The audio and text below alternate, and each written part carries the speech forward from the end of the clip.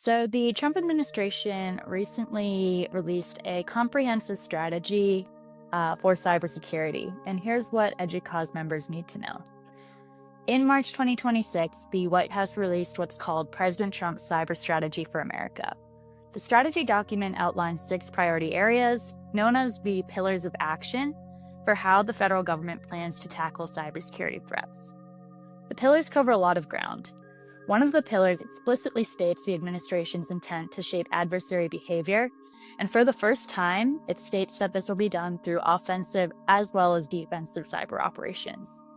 They also cover efforts to streamline regulations, to reduce burdens on the private sector, and to modernize federal networks using cybersecurity best practices. This strategy also focuses on hardening critical infrastructure. Think energy, finance, hospitals, and other sectors, as well as sustaining US dominance in emerging technologies like AI and quantum computing. Finally, it also calls for a national push to build the next generation of cybersecurity talent, and this is where higher education comes through. They talk about using vocational programs, universities, and corporate training to get to this goal.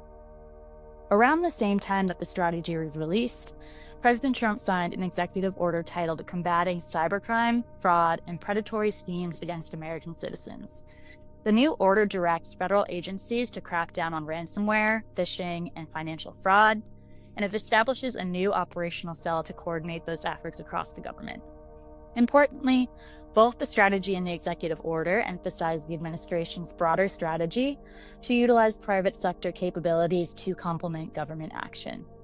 For EDUCAUSE members, neither the strategy nor the executive order creates new compliance requirements right now, but they do signal where federal priorities are headed. EDUCAUSE will continue to track these developments as they move forward, any implementation details that emerge, but for now, we encourage members to familiarize themselves with the provisions of both the cyber strategy and the executive order.